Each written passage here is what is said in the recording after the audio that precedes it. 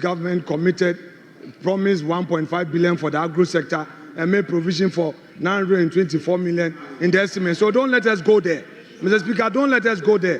Don't lead yourself into temptation. The minority leader should learn to behave properly in this chamber. He should learn to behave properly in this chamber. Please, let's treat each other with respect. Agriculture, the farmers, the poor farmers in the north, the poor farmers in the south, what promises didn't you give? Mr. Speaker, they are wondering how we put together such a budget without going to borrow $3 billion from the international capital market. For them, that type of budget can only be financed with borrowing on the international capital market and even use some of it to celebrate with kinky and fish. You told us between pages 3 and 22 of your manifesto that your economic program, Honorable Deputy Minister, let me have your attention. You told us that your economic program will be built on 3 foundational pillars. It is important to note that when it comes to lessons on managing the economy, the minority side or the NPP should be the last to offer such suggestions. Because for and will be accompanied by Unidek TV. So send that the ID can already answer to me. A subscribe button so no subscribe enough for like it. Now with me, I send we just comment to us. It's your boy Captain to the Planet. I'm here to talk to you about Unidek TV. Please subscribe to Unidek TV. Subscribe.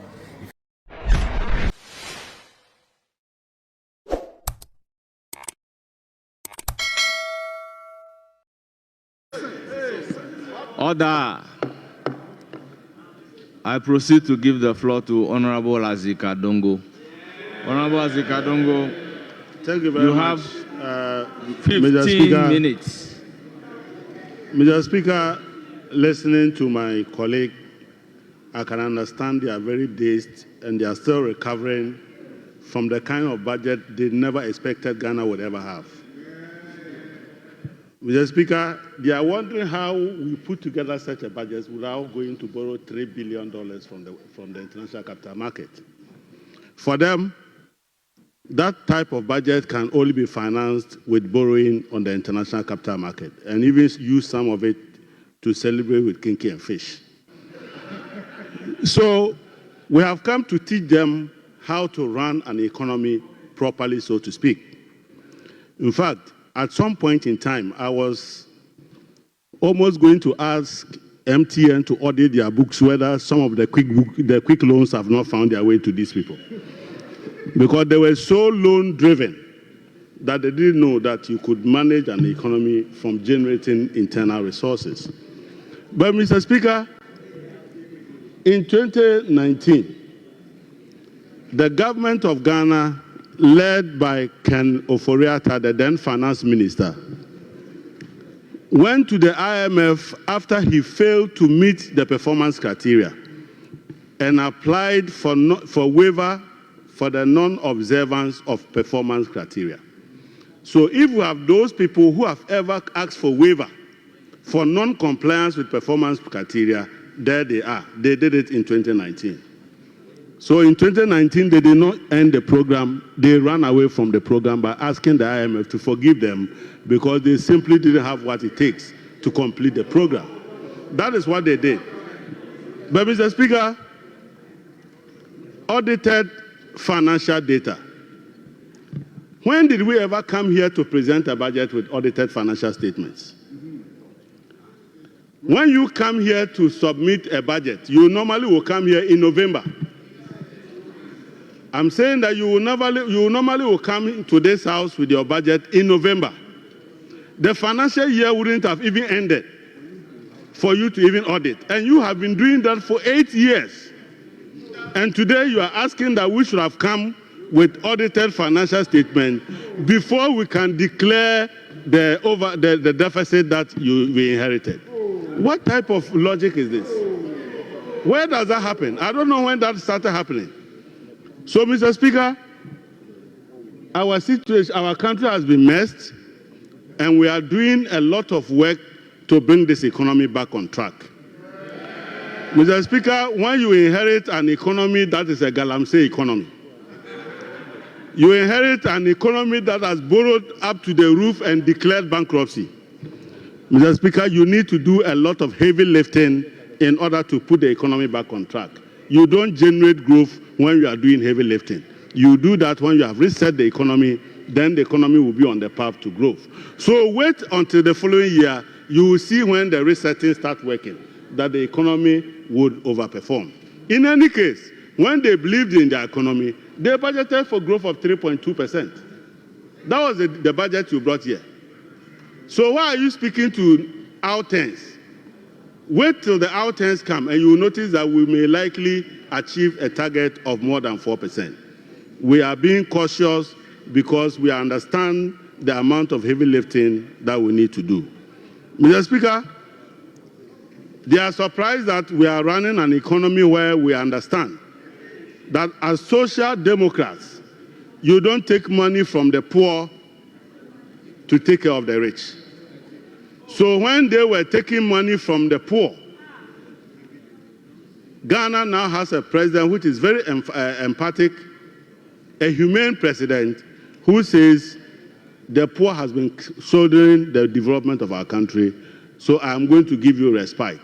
So here, today, you will find that we are abolishing all those taxes that you impose on the poor. E-levy is no more. We are abolishing e-levy.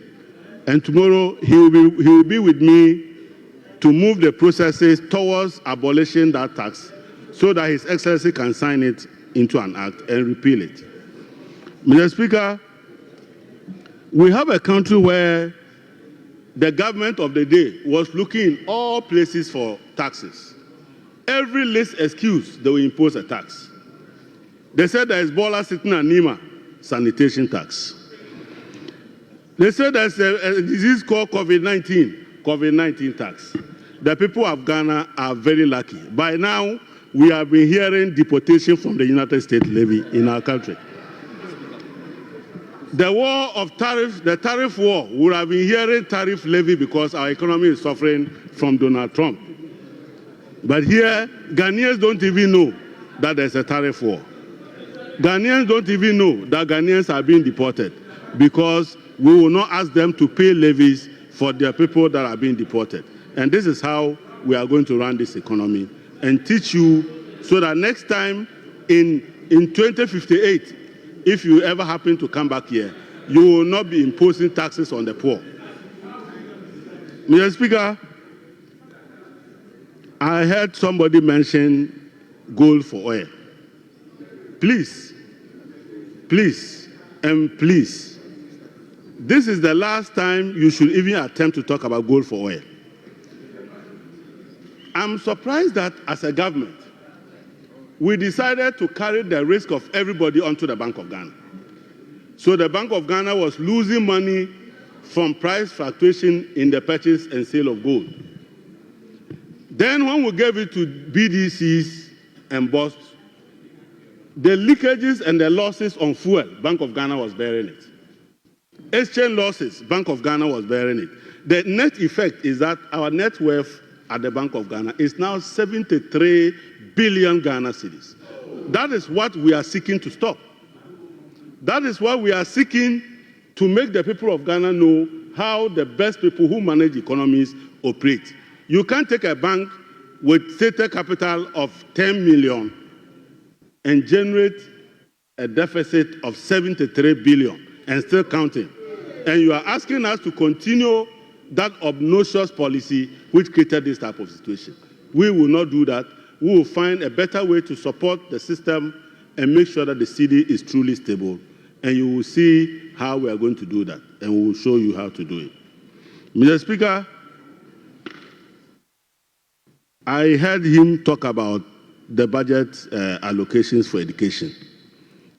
We were in this country when a government refused to provide textbooks, but rather teaching our children PASCO. You go and buy past questions for our children. So chew, pass, and forget. Our children were learning past questions here. The minister is bringing interventions that will bring critical learning and critical training of the brains of our children. We are providing enough textbooks and not past questions. And you should be praising us for that. The people who capped the GET fund are today asking the minister who is uncapping it how much money he will make from the uncapping. You are not even ashamed. Who capped it? When you were having this red, gold, green in our secondary schools, and our children were lying and sleeping everywhere on the corridors, you were rather centralizing GET fund money and sending it to the government so you could construct a hole just behind here called the National Cathedral. You were taking the money from GET fund just so the president can fly a private jet. And we are making sure that those monies are spent properly, and you are questioning that also. But Mr. Speaker, we live in a country where a minister of agric that was supposed to be growing rice was importing polished rice. Where is my good friend? When he launched the Planting for Food and Job 2, he rather was importing polished rice from China. What type of ministry is that? You are here complaining that we have not made enough allocation when you were making allocation to import polished rice. I mean, I have never seen a group of people who are never ashamed of themselves. That a minister of agriculture was now at the forefront of importing and distributing rice at Makwala. Please, we are resetting this country away from importing rice to growing and producing rice. Don't you like that? Mr. Speaker, I heard my good friend talk about Nkukon Ketinkete. We are not only doing Nkukon Ketinkete, we are also going to do Nam Ketinkete. We want to process the chicken so that we will reduce the import bill of $300 million that we are using to import chicken. And you should be praising the president for such a wonderful policy. Mr. Speaker, this budget is a budget for the poor and the downtrodden. It is a budget that is making the people with disability laugh because for the first time, they can have access to tertiary education whether they have the funding or not. Thanks to my big brother, the Minister for Education, that will happen in our land. This is a budget that makes sure that even if you don't have the money, the state will help you pay for your first school fees. At the end of the day, this is not the type of budget that put our children into NAPCO and rob them of their allowances. This is not the kind of budget where the government didn't have money but was busy breeding ghosts and paying them and failing to pay national service personnel, but they had money to pay ghosts. This is not a type of budget. This is a human-centered budget where the ghosts are back. Some are sitting at the back there. When you are going, look over, there's a cemetery there. They are back in the cemetery. If you pass through Awudomi, you see some of them that they are crying that we have taken away the money they were chopping at the NSS. This is not the type of budget that we are here to joke with.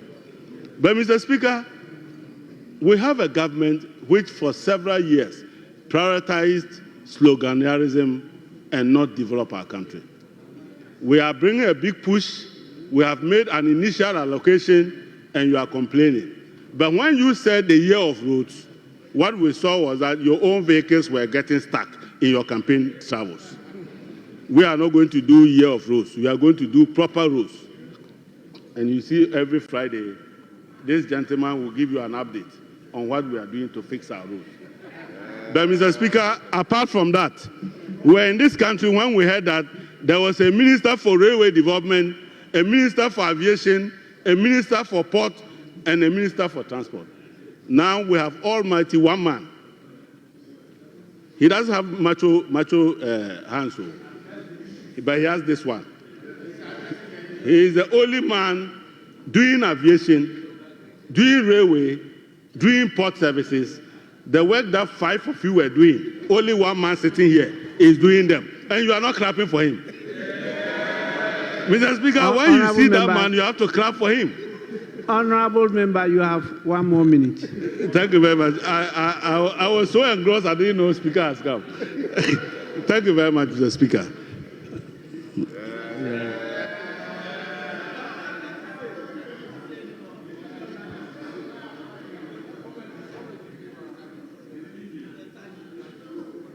I said you had 1 more minute, but we are happy you have concluded. Thank you very much, Mr. Speaker. You have scared some people. They don't want to see me on my feet. Honorable Habib. Please, I haven't resurrected you.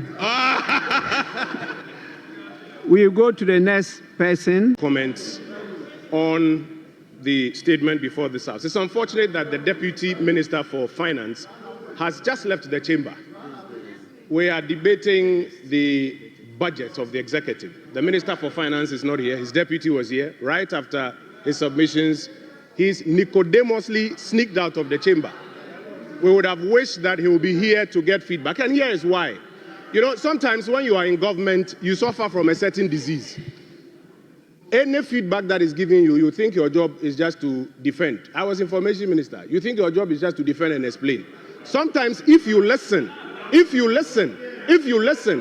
you will get free advice that can help you to improve what you are doing. So it will be good that you bring him back into the chamber so that he can listen to the feedback that we are giving to him. He, for example, says that his justification for raising this 49 billion, this phantom 49 billion, is that in 2017 we mentioned arrears of 7 billion. What he forgets is that when we mentioned 7 billion, we did not proceed to adjust the fiscals with that 7 billion. We did not proceed to adjust the national account with that 7 billion and change the primary balance. We proceeded to say it will be audited, and thankfully, a good chunk of those claims were thrown away.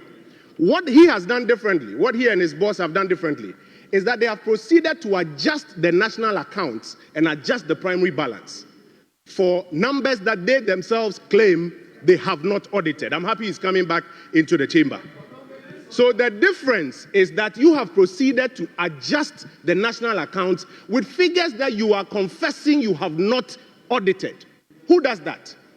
And that is why we are telling you to hasten slowly. Mr. Speaker, he says they have indexed leap to inflation.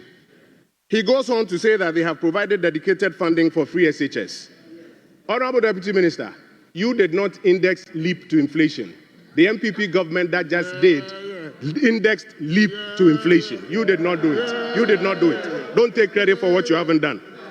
Also, you claim there was no dedicated funding for free SHS, and you question whether the erudite Abno Osei has read the budget. I regret to inform you, you probably haven't read your own budget. You haven't read your own budget. Because if you have read your budget, you will find out that the dedicated funding for free SHS was a goods and services allocation of ABFA. Honorable Deputy Minister, ABFA. What you have done, and again, you tell the people of Ghana that you have uncapped NHIL and Get Fund. That's not true. Let me show you why it's not true. It is the Earmarked Funds Capping and Realignment Act. What that law says is that you cap 14 funds. And if you find that any fund requires its full allocation, you restore. That's what you have done. If you wanted to uncap, you know what you do? You repeal the whole legislation. Why have you not uncapped all the 14 funds? You are using the same act, and what you are doing is that you are restoring what you have now been asked to make available to them. But, Mr. Speaker, we have 4 things to share with our colleagues on the other side. And Honorable Deputy Minister, respectfully, if you listen, it will help you. The first is that your economic policy, it is not coherent with your manifesto. I have a copy of your manifesto here, Resetting Ghana, NDC Manifesto 2024. I have your economic policy here. Your economic policy is not coherent with your manifesto. I always say that agro beswa, Efranopa, to wit, if the evening festivities will be exciting, the morning preparation will show. This morning preparation you've brought us shows us that the evening festivities will be nothing to write home about. You told us between pages 3 and 22 of your manifesto that your economic program, Honorable Deputy Minister, let me have your attention. You told us that your economic program will be built on 3 foundational pillars: the economic transformation agenda, the economic recovery program, and the 24-hour economy. Right at the dispatch box, your boss, the finance minister, has admitted that the 24-hour economy part of it, they are not ready to even lay it before this house. Sunday, you brought in Mr. Guzitando to do an informal presentation, and he himself admitted that he has some further work to do, and then he will bring it here. You have brought us an economic policy. The economic recovery program, that's the foundation. The economic transformation agenda, that's the foundation. The 24-hour economy, that's the foundation. You have not finished preparing it. Who built the first floor when they haven't built the foundation? Which contractor built the first floor when they haven't built the foundation? And let me show you the effect. That is why when we go into your economic policy, there's no coherence with your manifesto.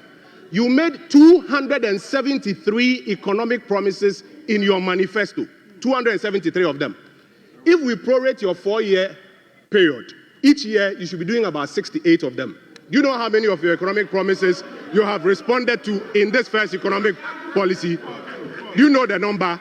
I'm not sure you have read the budget. You haven't counted. You have only responded to 25 of your economic promises. Mr. Deputy Minister, that is just about 36%. If you continue at this rate, by the time this year is over and by the time your tenure is over, you will be doing less than 20%. And let me tell you why. Because even when you roll out programs as government, not all of it succeeds. I've told you that we've been in government before. The NPP in the first year rolled out free SHS, 1D, 1F, 1 village, 1 dam. Even those ones that we started early, look at the challenges that we faced. And so, Honorable Deputy Minister, we are drawing your attention. This is free feedback to you, that you need to find more coherence between your economic policy and your own manifesto. Else, by the time your tenure is done, you would have disappointed yourself. The second point I want to draw your attention to is that your budget, even the one that you brought, your budget, it betrays your priorities. You see, like they say, don't tell me what your priorities are. Show me your budget, and I will see what you value.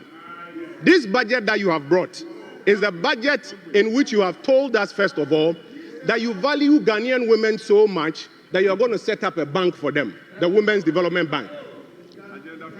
You have put $51 million allocation, 51 million cedis, 51 million cedis allocation in this budget for the Women's Development Bank. And then you have put 70 million cedis for research at Jubilee House.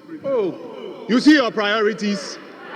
The budget is beginning to betray your priorities. You give all of the women in Ghana who are looking for this bank 51 million, and then you give research at the office of the president 70 million Ghana cedis. You are beginning to see your priorities. Honorable Deputy Minister, you told us that something has happened that's never happened. The president has gone to negotiate minimum wage. How much? 10%. By the way, the previous administration did way better, 25% plus. But while you are increasing minimum wage by 10%, you have increased the compensation budget at the Office of Government Machinery by over 720%. Over 720%. This is what the leader of the jurisdiction by foreign companies that wanted to buy the gold. Now you want to take taxpayers' money, 4 billion Ghana cedis, to go and buy gold. Are you seeing your priorities now? You have made available 100 million Ghana cedis for capital expenditure at the Office of Government Machinery. What are you buying there? More cars or what? 100 million Ghana cedis for capital expenditure. And yet, you say to the young people of this country that there is no space. Paragraph 478. That's why I'm worrying whether you've read it. Paragraph 478. You say there's no fiscal space to recruit young people into the public service. But you find 100 million Ghana cedis for capital expenditure, to buy cars and other things. Are you seeing where your priorities are? If I take you into a further analysis of your own numbers, Honorable Deputy Minister, your own numbers. Like my brother Hon.Attah used to say, Mr. Speaker, we have run the regression analysis and the correlation analysis on this side, and we know all the figures. I'm happy he's here in the chamber. Mr. Speaker, we have also run the analysis. If you look at compensation allocations, Honorable Deputy Minister, do I have your attention? You will find that for the Office of Government Machinery, you have allocated 2.7 billion for compensation. By the way, when it was 327, you used to complain and do press conferences. Now it's 2.7 billion. But what is even more worrying, the economic sector ministries, 7 of them, the ones that are responsible for generating growth, expansion of the economy and jobs for people, you have given them a paltry 2.2 billion Ghana cedis. You value Office of Government Machinery compensation more than 7 economic ministries. You were telling us a few minutes ago that infrastructure is the most important thing. While you have made available 2.7 billion cedis for compensation at the Office of Government Machinery, Honorable Deputy Minister, if you check your budget, the numbers, do you know how much you have given for compensation for the infrastructure sector ministries? A paltry 700 million Ghana cedis. So your budget is showing your priorities. But even more importantly, I keep reminding you that the most important things that the people of Ghana are looking for, improvement in cost of living. Between the State of the Nation address and your economic policy and your budget, you have conveniently forgotten about them. You told us that you were going to use the special petroleum levy to cushion people who buy fuel from increased fuel prices. Between SONA, budget, and economic policy, you have conveniently forgotten about it. Today, you have increased the cost of gas, which is used for producing electricity, from $7 per MMBTU to $8 per MMBTU. You know what it means. What it means is that the cost of power produced is going up. Then to add insult to injury, you have added to it that every 3 months there will be adjustments in utility tariffs. So what is going to happen is that utility tariffs are going to go up every 3 months. Is this the reset that you promised the people of Ghana? You told everybody that food inflation was so high it needs to be dealt with. My uncle is here. He has rolled out an interesting program which looks very much like planting for food and jobs. You are going to give support to farmers to increase production. I'm giving you honest feedback. The outstanding items like porous borders, transportation challenges, liberalized pricing regime at our markets, the program that you are talking about doesn't address it. So food inflation, you have not done anything about it. Transportation. Today, the Minister for Transport is now asking transport unions that they should hold on with transport fare increases. Because you haven't, as a government, introduced any policy to deal with it, despite what you told the people of Ghana. And so, my brother, the economic policy you have brought, it doesn't respond to the key issues. Worse is that you have introduced new taxes that will worsen the cost of living. The growth and sustainability levy that you have introduced from 2026, 2027, 2028 is going to affect banks, non-banking financial institutions, insurance companies, telecom companies, breweries, oil marketing companies, companies and institutions registered under SEC, electronic money issuers, and all other companies that are not within category A and B. I can give you a copy of Act 1095 by 5%. All these industries, they are going to pass the cost on to the average Ghanaian, and cost of living will go up. So the most important thing to the people of Ghana, cost of living, you have not tackled it. My final point, Mr. Speaker, and I'll take my seat. You see, when you gave all of these policies to the Ghana Statistical Service and the Finance Ministry people, they marked it. And they said that they project that it will lead to 4.4% growth in the economy. The economy that you said was criminally managed. The economy that you said was a crime scene. It did a modest 5.7. Remember that in the first 3 years before COVID, we were doing 7%. When the recovery happened, 5.7. All your programs put together, they are now telling you that it will do 4.4. Mr. Speaker, by our model, on top of the 5.7% this year, Ghana should be doing nothing less than 8% growth. This year, by our model. So, if you want to compare apples to apples, Honorable Deputy Minister, comparing apples to apples, your 4.4% compares to 8%. I have in my hands here the Deloitte economic forecast for 2025. It was issued in December. They said in December that when they look at the NPP's economic recovery program, inflation, following our disinflation trend, is supposed to be 11% this year. This year. 11% this year. You promised a reset that you are going to do better than us. What is your figure? The same 11%. How? You should be doing 7%. Yes. Don't forget that in 2019, the NPP did 7.9% inflation. This is after 2 years of single-digit inflation. And so respectfully, I beg of you, if you listen to the feedback, your overall performance, as is being marked by the Finance Ministry and the Ghana Statistical Service, you need to up it a little more. Mr. Speaker, I will conclude by these comments. In fact, some more data we have.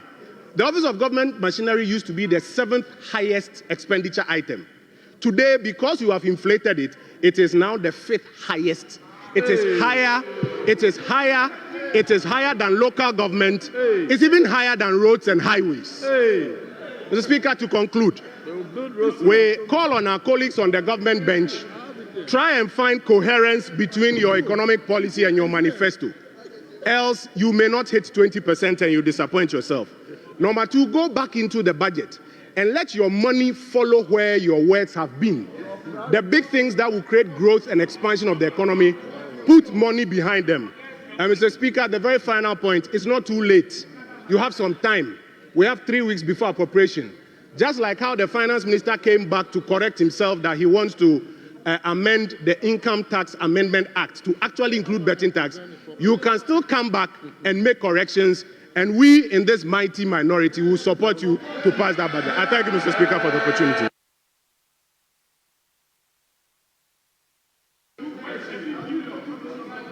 Honorable members, we now listen to Hon.Attah Issah. I don't know why, but the indication here is that you have 5 minutes. Oh. He's Thank an you. ordinary parliamentarian. Thank you very much, Right Yes, Honorable Speaker. Member, please, you may proceed. Thank you very much, Right Honorable Speaker. It is important to note that when it comes to lessons on managing the economy, the minority side or the NPP should be the last to offer such suggestions. Because the verdict on your 8-year mandate is what resulted into this number. The verdict onto the Ghanaian economy, how you performed, resulted into this number. I dare say the 2025 budget is the most well-received budget if you follow various stakeholders in our Ghanaian economy. This is because the preparation of the budget 2025 was preceded by 4 major activities. First of all, we did the National Economic Dialogue. This side that is criticizing the output of the various aspirations of our people, they didn't go and participate in the National Economic Dialogue. We also did the National Education Forum. We also did meeting traders by the Finance Ministry, and then the popular youth engagement on the expert platform.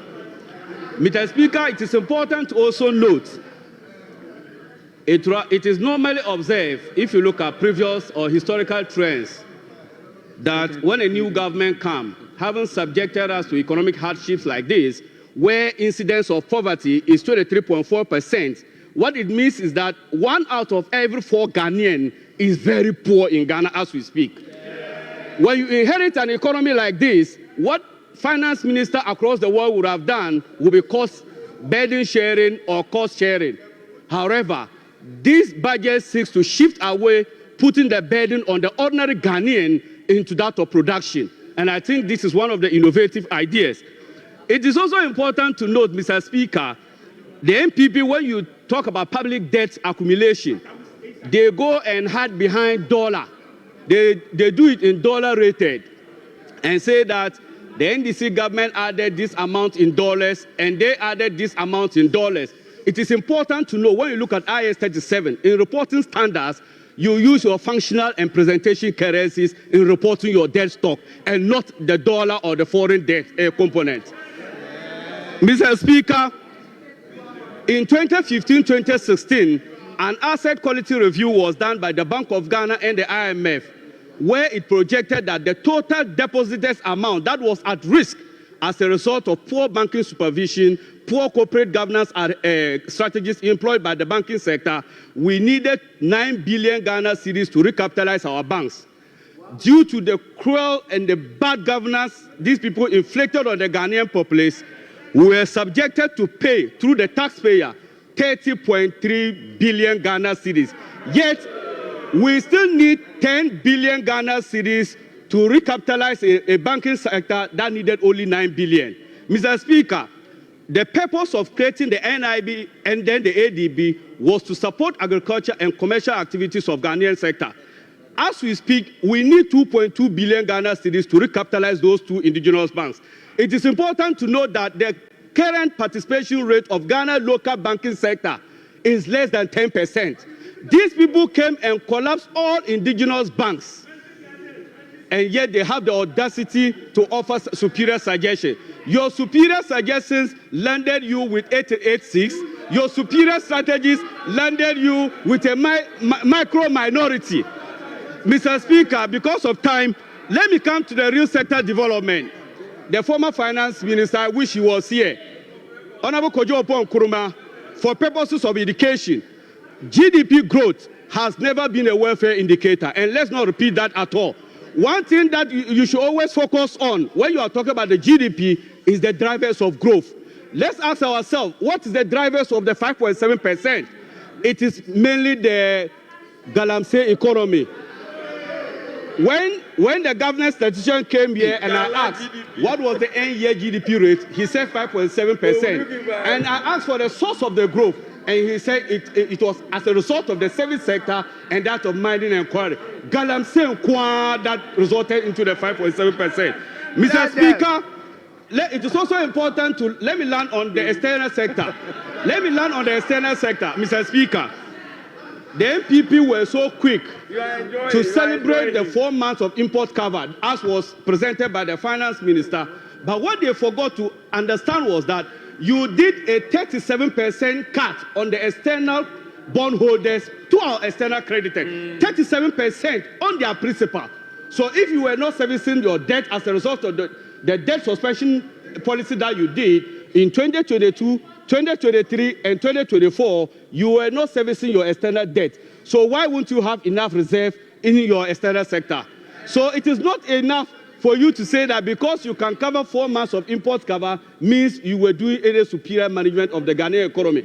I already said initially, as for the verdict as to how the NPP managed the economy, the jury is out there. And the jury is that President John Dramani Mahama won the election with the largest electoral defeat ever to be suffered by a political party.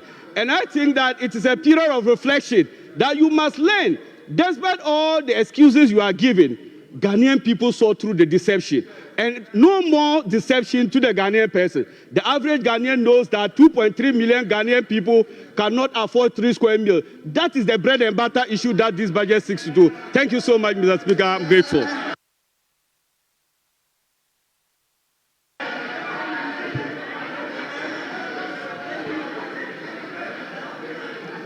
Honorable members.